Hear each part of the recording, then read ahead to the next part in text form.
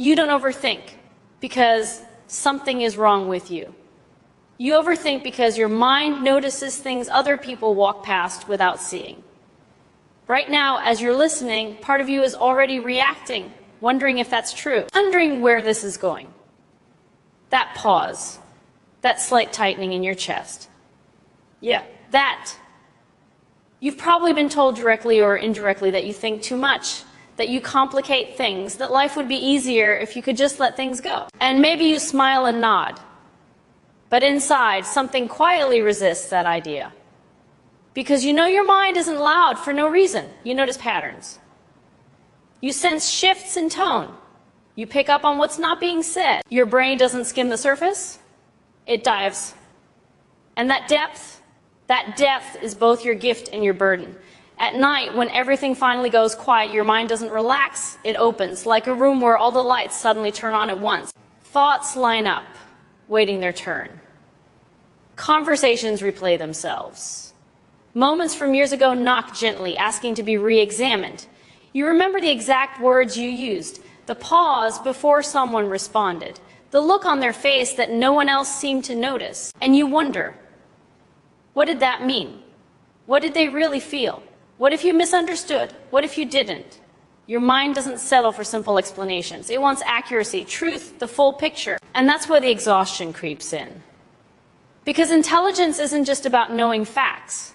It's about holding multiple possibilities at the same time, seeing 10 outcomes instead of one, feeling the weight of each one. You don't just think about what happened. You think about what could have happened, what almost happened, what might happen next time, and what that says about you. You run simulations in your head, imaginary conversations where you say things better, clearer, kinder, stronger. You imagine how others might respond, how it could go wrong, how it could go right, how it could quietly fall apart in ways no one notices but you. And people see you sitting there, quiet, calm, maybe even detached. They have no idea how loud it is inside. You feel things deeply, but you analyze them first. You don't just feel sadness, you trace it back, where it started, why it stayed, what triggered it, what it might be protecting you from. You don't just feel anxiety, you map it, name it, test it from every angle. You ask yourself if it's rational, if it's justified, if it's useful. And that constant questioning can feel like being trapped in your own head. Like there's no off switch, no place where thoughts gently fade into silence. There's a particular kind of loneliness that comes with this. Because when your mind works this way, simple reassurance rarely lands. Someone says, it's not that deep, and you want to believe them. You really do, but your mind has already gone somewhere deeper. You see layers, motives, subtext, history. And sometimes you wish you didn't. You wonder what it would be like to just react, to not analyze every emotion before allowing yourself to feel it, to not replay moments long after everyone else has moved on. But here's the part no one tells you. The same mind that overthinks is the one that understands people profoundly. You don't just hear words. You hear the emotion underneath them. You notice when someone's smile doesn't reach their eyes, when their tone changes by half a degree, that awareness didn't come from nowhere. It was built, moment by moment, experience by experience. Maybe you learned early that paying attention mattered. That reading between the lines kept you safe. That understanding others helped you anticipate what came next. So now, your mind stays alert, always scanning, always connecting dots. And when something feels unresolved, it won't let go, not because it enjoys tormenting you, but because it wants closure, clarity, understanding. You replay the past not because you're stuck there, but because you're trying to extract meaning from it, trying to make sense of who you were and who you're becoming.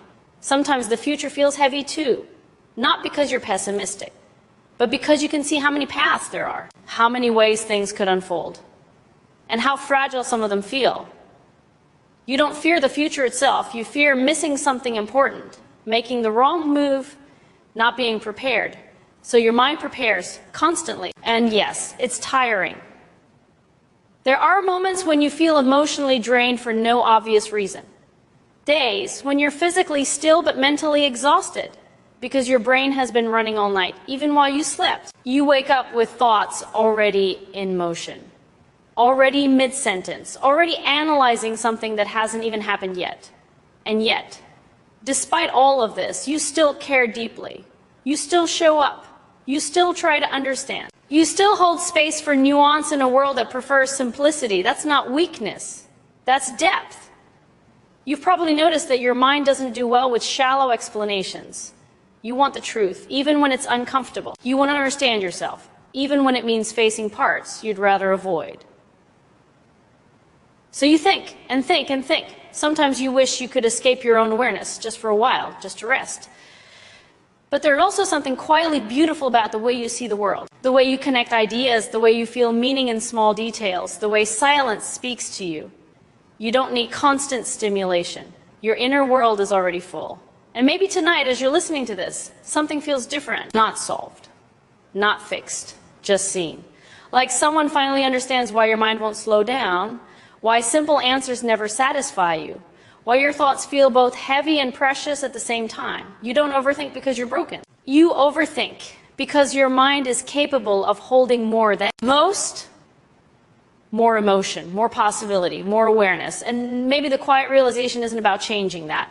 Maybe it's just about recognizing it, letting that understanding sit with you softly, without judgment, just for this moment. You don't need to analyze that thought. You don't need to push it further. You can let it rest here. You're allowed to pause. Even if your mind doesn't fully stop, you're allowed to simply exist in this space, listening, breathing, being. And maybe that's enough for tonight.